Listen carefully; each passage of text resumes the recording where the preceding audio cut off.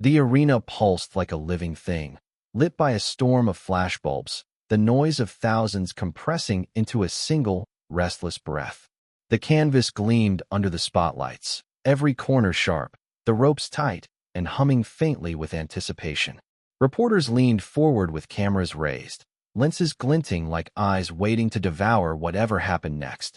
Then Tyson leaned into the microphone, his grin wide and sharp, the grin of a man who knew exactly how to cut flesh without raising his fists.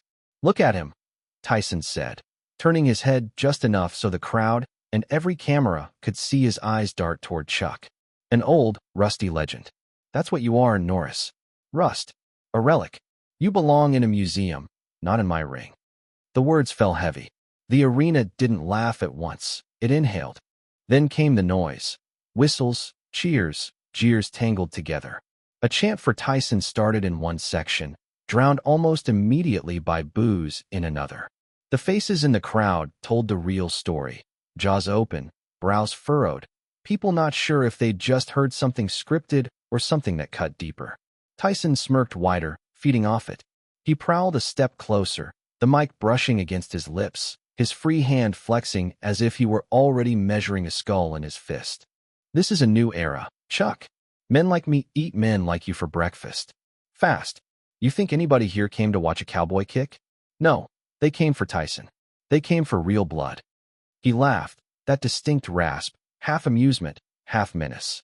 The front rows erupted, some cheering, others booing. Someone shouted, "Break him, Mike," and the cameras swung instantly to catch the face, plastering it across the jumbotron. The man grinned, drunk on the moment. Through it all, Norris didn't move. He sat straight on his stool in his corner, arms loose across his knees, head slightly bowed. The camera found him and stayed there longer than normal, desperate for reaction. The lens drank in every detail. The faint shadows under his eyes, the calm line of his mouth, the kind of stillness that wasn't passivity, but something coiled and aware. He wasn't a statue. He was waiting. And waiting, in this atmosphere, was louder than any insult. Tyson raised his chin, hearing the restless energy twist tighter. He barked another line into the mic. "You hear me, old man? You're just a meme people laugh at on the internet. I'm the one they fear. You got no place in this ring. Not anymore." That did it. The arena broke into a chaos of sound. Half the crowd clapped and stomped for Tyson, swept up in his raw bravado. The other half jeered, some pointing at Norris as if daring him to stand up, others screaming Tyson's name like a prayer. The wave of noise surged and ebbed, filling every space. Still, Norris didn't speak. His silence thickened, dragging the laughter down into unease. A camera zoomed close. His eyes lifted at last, steady, unflinching. He looked across the canvas at Tyson, not blinking, not smirking, not giving anything away. It was the look of someone who had no need to argue. The effect was unsettling. In the crowd, a woman stopped cheering mid-sentence, her hand frozen halfway in the air. A man in a Tyson shirt lowered his phone, suddenly aware he was holding his breath. The laughter that had chased Tyson's words began to sputter. The crowd wasn't sure anymore if they were laughing at Norris or with him. The pause stretched. Tyson shifted his weight, pacing near the ropes, his smirk twitching under the lights. For the first time in the night, he looked like he was filling silence instead of commanding it. The cameras knew what they had. They split-screened, Tyson pacing, shoulders rolling, smile sharp. Norris still, eyes locked, a kind of quiet that read not as weakness but as defiance carved in stone. The contrast was too clear to ignore. Then Tyson slammed the mic back into its stand, lips pulled tight in a grin that showed more teeth than joy. The roar swelled again. People wanted the fight, wanted the release of fists after words. But somewhere in that restless crowd, in the hum of flashbulbs and stomped bleachers, everyone understood they had just witnessed the first strike. And it hadn't been a punch. It was a sentence, loud and cruel, thrown like a blade. "You don't belong here." Yet the only reply was a stare that said, without speaking, "Try me." The noise of the arena rose higher, louder, heavier, until it was almost unbearable. Reporters jostled for better angles, voices shrill over their headsets. A producer hissed to his cameraman, "Stay on, Chuck. Stay there." The lens zoomed one more inch on that unshaken face. Tyson lifted his arms to soak in the chaos. Bouncing lightly on his feet, the predator grinned back on his lips. And Norris didn't move. That was when the first ripple of doubt hit the crowd. Where are you watching from? Let me know in the comments below, and don't forget to subscribe to this channel. The host's mic tried to pull the arena back under control, but Tyson had no intention of yielding. He paced along the ropes like a predator marking territory, shoulders rolling, jaw clenched, every gesture amplified by the fever of the crowd. Light hit the sweat already forming on his forehead, turning it into a glittering mask. He stopped, tilted his head toward Chuck's corner, and smirked. "Tell me, cowboy," he said, voice rasping through the speakers, "how does it feel to sit in my ring? You're not a fighter anymore. You're a museum piece. An exhibit. I should be charging admission to look at you." The crowd roared, some in delight, some in outrage. The split screen on the Jumbotron showed Tyson strutting, his lips curled into mockery, while Norris remained still on his stool. The stillness wasn't fatigue, it was refusal. He sat with his elbows on his knees, gaze steady, expression unreadable. His trainers hovered nearby, towels in hand, but he hadn't asked for water, hadn't even shifted his weight. He looked like a man with nothing to waste. Tyson went further. He hunched over, bent his knees, and mimed a shaky shuffle, one hand trembling as though clutching an invisible cane. He exaggerated each step, puffing into the mic like an old man gasping for air. The arena erupted in laughter, cheap, wild, instant. Phones lifted by the hundreds, blue screens lighting the stands. In seconds, clips were already streaming out into the world. Hashtags began to form before the routine even ended. On the big screen, Tyson held his bent pose, tapping the mat with his cane, eyes sparkling with cruel delight. "See? That's what you are, Chuck. A relic. A weak old man." The audience laughed louder, but cracks appeared. A man in a Norris t-shirt crossed his arms and shook his head. A woman in the third row lowered her phone, suddenly uncomfortable. The building was divided, half drunk on Tyson's antics, half unsettled by how far he pushed it. Then Tyson leaned close to the mic, voice sharp. "Tell me you've got more than a stare. Or is that all that's left of the legend?" The cameras swung instantly to Norris. The crowd hushed on instinct. He rose. Not quickly, not slow, simply rose, and the noise scattered like startled birds. His corner man reached for the stool. Norris waved him off with the faintest flick of his fingers. He stepped forward one pace, hands loose at his sides, eyes level. A boom mic lowered above him. He didn't test it, didn't ask for it. When he spoke, his voice was calm, steady, almost quiet. "Strength without respect," he said, "is just weakness." It landed like a nail through wood. The words spread outward in ripples. The front rows froze. In the middle tiers, people stopped filming without realizing their thumbs had moved. The caption delay flickered on the Jumbotron. "Strength without respect is just weakness." Seeing it written, plain and inescapable, gave it more weight than Tyson's entire routine. Applause burst from a pocket near the aisle. Another group booed them. The collision of noise made the floor vibrate. Then, from somewhere high in the seats, a chant started. Low, raw, imperfect. "Chuck! Chuck!" It caught, ragged but undeniable, rising in defiance of the jeers. Tyson tried to smother it. "Cute fortune cookie," he barked, forcing laughter into his voice. He pumped his fists overhead, running a circuit of the ring, pounding his heels into the canvas. The noise followed him, but faltered. A strange silence hung behind him, following like a shadow. Cameras cut to his face, catching the tiny twitch at the edge of his mouth, the split-second flicker of irritation that bravado couldn't fully cover. He shouted again, louder. "Whisper louder, Chuck. The ref needs to hear your surrender." But Norris didn't even look at him. He let his eyes sweep across the crowd instead, landing on people who had risen to their feet, on strangers chanting his name. And then he gave the smallest nod, nothing more. It wasn't defiance. It was recognition. And it burned Tyson more than a comeback could have. People felt it immediately. The laughter drained into unease. Two teenage boys in the front row dropped their grins. A child on his father's shoulders whispered, "He's not scared." Security at the tunnel shifted, bracing for a fight that felt suddenly real. The referee cut the tension with a sharp command. "Corners." His arm swung, signaling the timekeeper. The crowd's noise surged, a storm of expectation and nerves. Tyson spat on the mat, pacing, fists clenched. He muttered into the mic just loud enough for it to bleed into the speakers. "I'll show you what era this is." His teeth gleamed under the lights, but his eyes gave away the heat. Too bright, too hard. Chuck rolled one shoulder back, slow, mechanical, readying without spectacle. The stool scraped as his trainer pulled it clear. His mouth stayed closed. The sentence he had spoken still hung between them, vibrating like a taut wire. In the broadcast truck, the director pointed, "Bell cam. Stay tight." A producer muttered, "Don't cut from his face," meaning Norris's. The boom operator tightened his grip, sensing the shift. The timekeeper raised the mallet. The arena held its breath. Tyson lowered his chin, fists up, a grin stretched wide.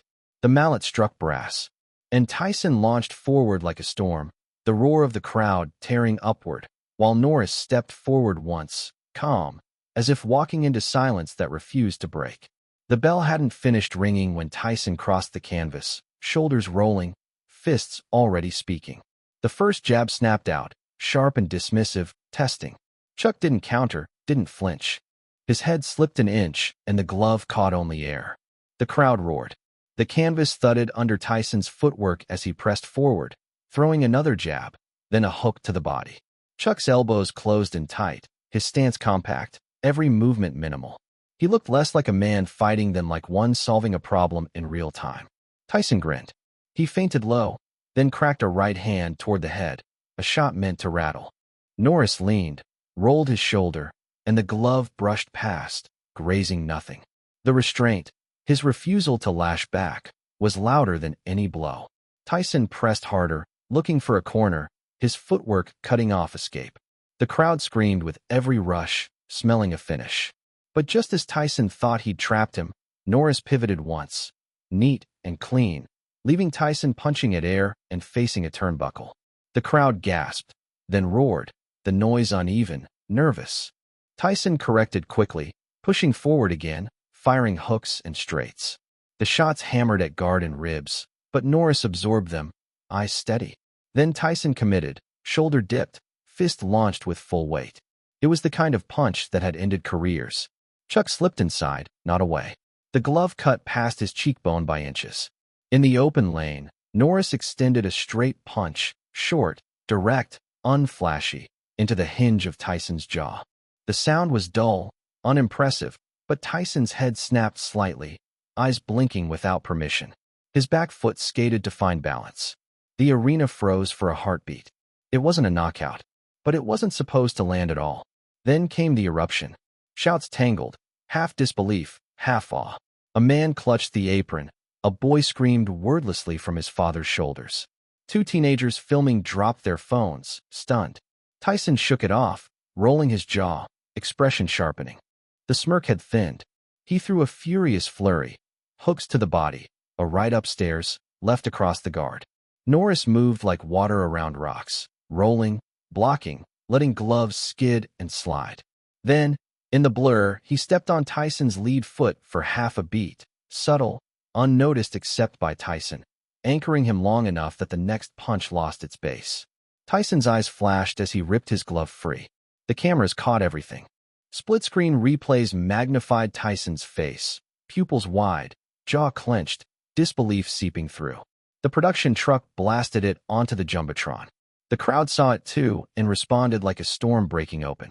Tyson circled again, less bounce, more calculation. He jabbed hard, twice, then buried a right to the ribs that forced a grunt from Norris. It was the first sound the mics had stolen from him all night. For a moment, Tyson looked satisfied.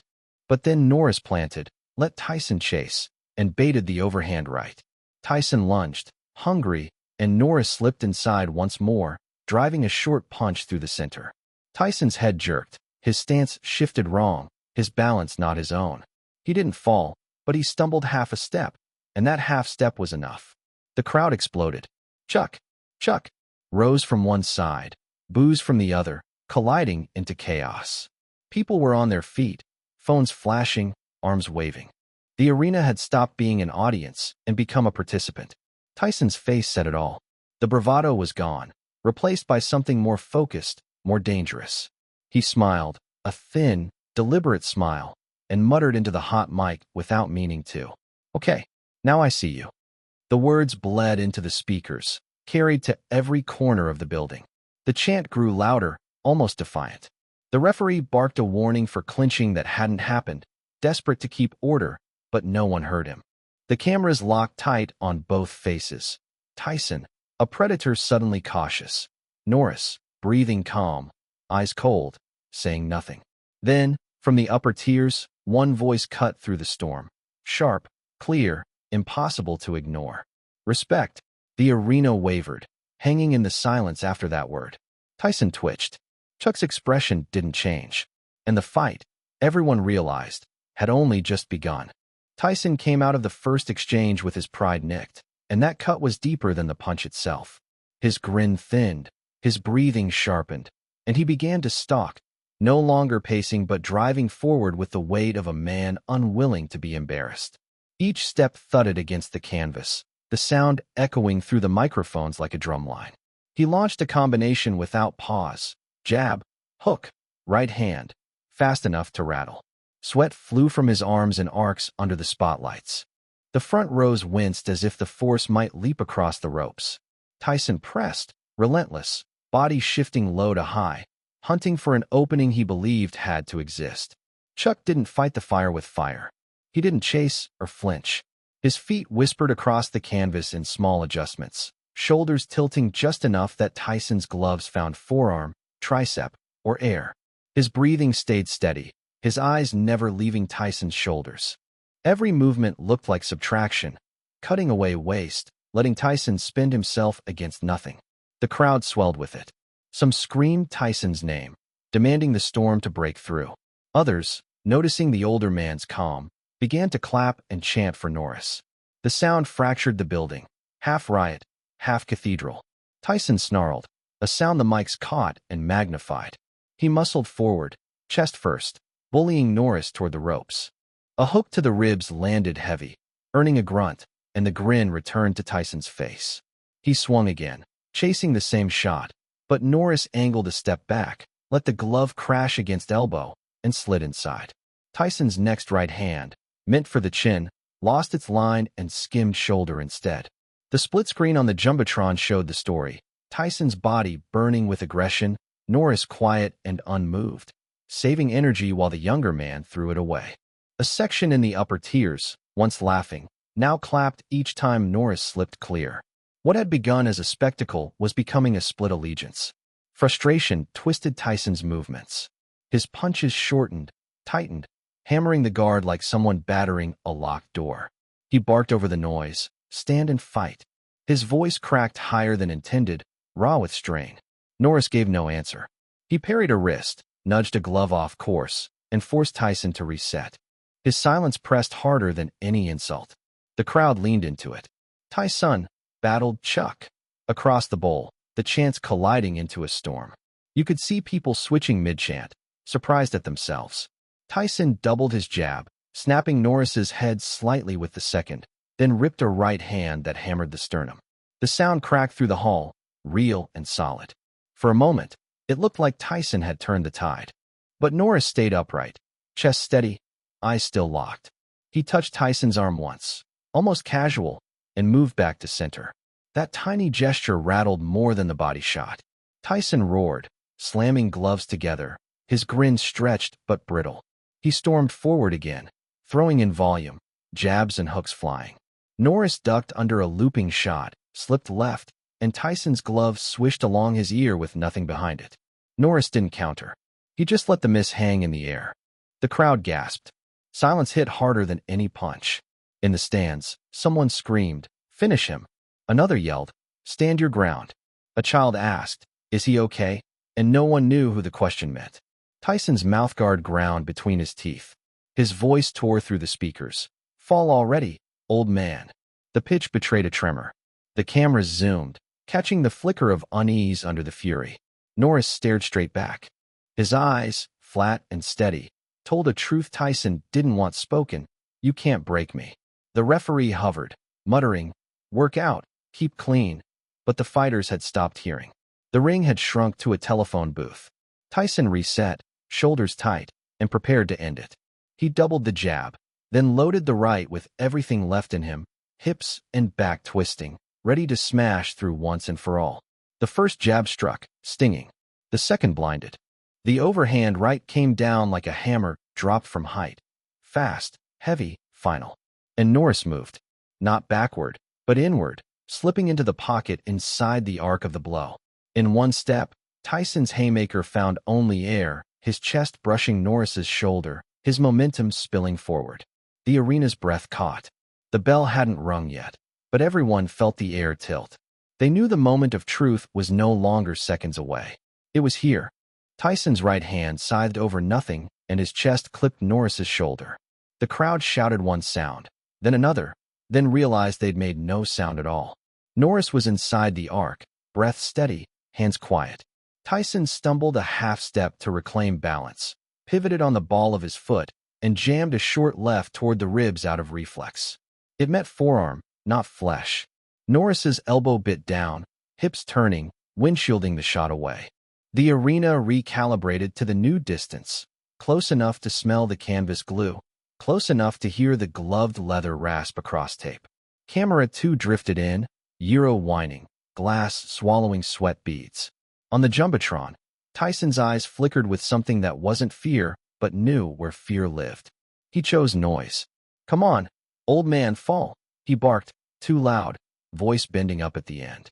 The microphone picked the tremor up and sent it everywhere at once. People in the upper deck heard it and lowered their cups. Down by the apron, a man in a satin jacket whispered. He felt that, and didn't say which he. Tyson tried to bully the air back into obeying. He drove Norris with forearms and shoulders, compacting space like a man forcing a suitcase shut. Short hooks hissed past ears, a right grazed crown, tearing sweat into a halo. Norris didn't answer with volume. He trailed Tyson's centerline, taking half steps that smudged the angle, letting power blows flatten to glancing taps. His jaw stayed soft. His breathing never left that shallow, regular cadence the camera mics kept failing to turn into drama. The chant fractured. "Tyson," hit from the floor. "Chuck," answered from high, clashing mid-bowl, turning into a raw electric hum. The ring was no longer a stage. It was a pressure cooker. Tyson feinted, jabbed twice, and buried a right hand into the sternum again. Mean, efficient. It thumped a sound that carried to the rafters. Norris's body took it. His feet didn't. He sank a half inch, then returned to level, eyes fixed. Tyson watched for the flinch that usually comes after that kind of contact. It didn't arrive. His lips peeled back from the mouthguard in something that wanted to be a smile and missed. "Dodge this," he hissed, and slung a hook meant to pull the head off the line. Norris's shoulder rolled. The glove skated along the slope and left nothing behind but heat. He didn't counter. He let Tyson hear the miss. That silence was worse than a slap. It made the arena hold a breath it couldn't replace. The referee hovered at the edge of the clinch, one hand half raised, voice low and tight. "Work out. Keep it clean." Nobody answered.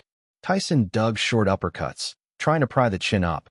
Norris's hands turned those into taps against bone instead of hinge, then slid a palm across Tyson's wrist just long enough to make the next punch late. It was nothing that sells replay packages. It was everything that sells truth.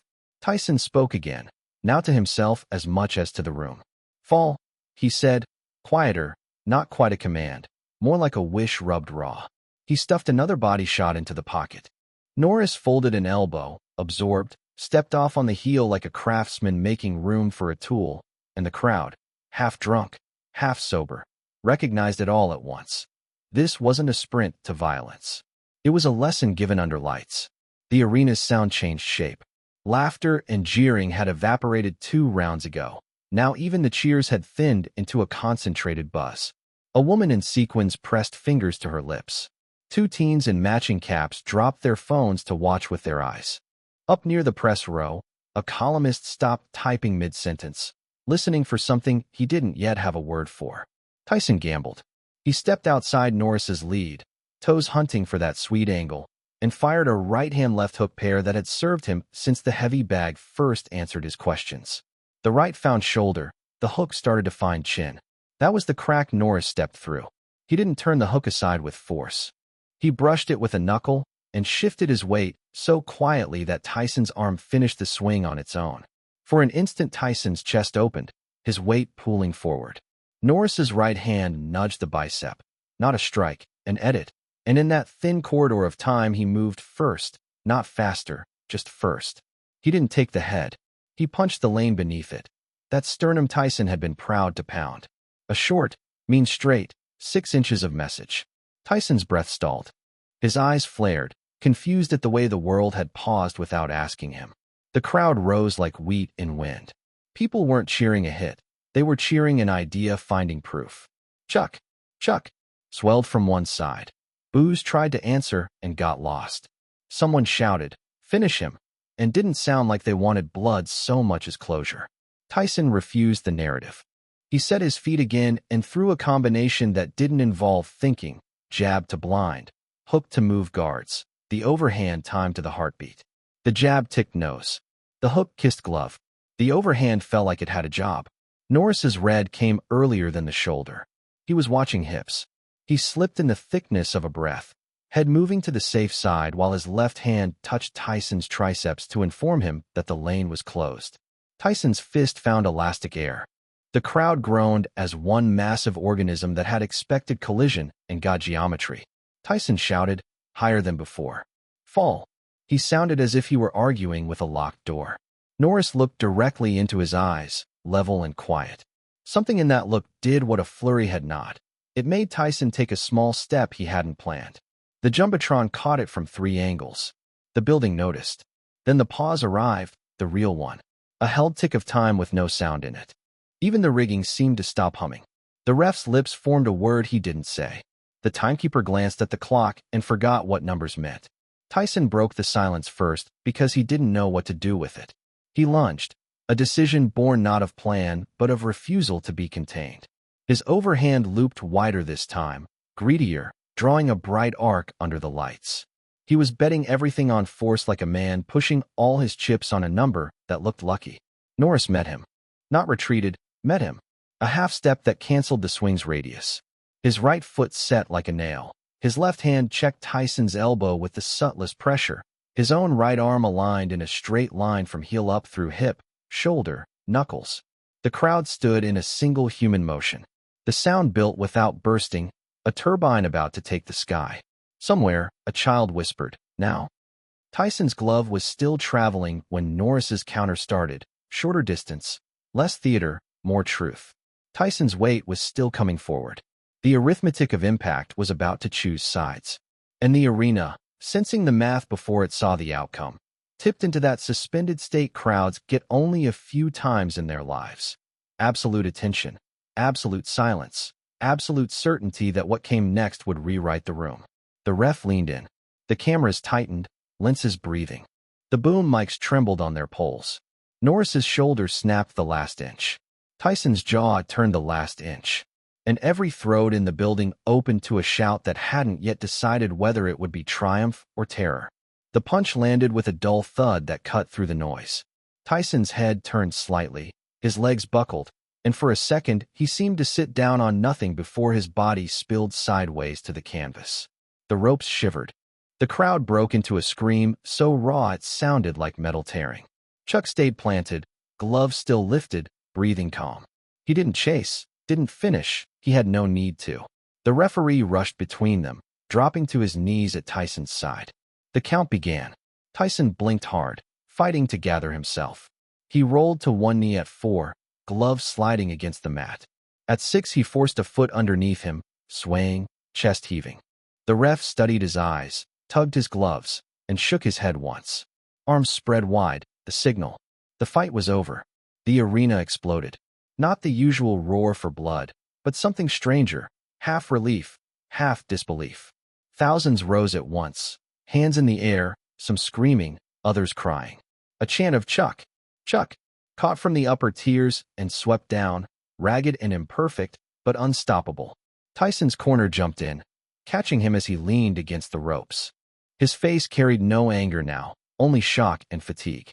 Through the towels and hands around him, he looked once toward Norris. A small nod, stiff, reluctant, but real. Chuck answered with the same. He didn't lift his arms. He didn't climb a rope. Instead, he raised his palms to the crowd at chest height, motioning them down. The gesture calmed pockets of noise, then whole sections, until the chaos softened into a steady hum. He took the mic only when the silence was thick enough to hear it.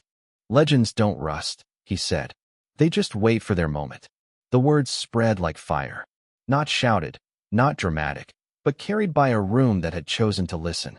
Some fans laughed through tears. Others just stood, stunned, their phones lowered, watching with eyes instead of screens. Tyson sagged into his corner, shaking his head, his team supporting him. He looked across again, not broken but stripped of the invincible mask he'd worn. The cameras caught his face, disbelief etched beside respect. Reporters leaned dangerously over the apron. Fans in the front row clapped until their hands were red. Security stopped moving, realizing there was nothing to control anymore. The referee lifted Chuck's wrist. The official announcement boomed, drowned by the ovation already shaking the rafters. Commentators searched for words, timing, discipline, upset, but none of them landed. The story had already been written by silence, not by statistics. Chuck didn't celebrate. He crossed to Tyson's corner and placed a glove gently on his shoulder, brief and respectful. Tyson didn't smile, but he didn't flinch either. Another nod, smaller this time. The wide camera showed the ring from above, scuffed canvas, one corner frantic, the other still. Norris stood alone in the center, calm, as if the storm around him had never touched him. People would argue about the punch, whether it was reflex, experience, or luck. They would clip it, slow it down, post it everywhere. But the ones inside the arena would remember the moment after, when thousands held their breath together and discovered that silence could be louder than any roar. The music finally played, low and almost shy. The lights hesitated before brightening. Nobody rushed to leave. Fans lingered in their seats, holding on to the feeling that they'd just witnessed something that belonged less to sport and more to history.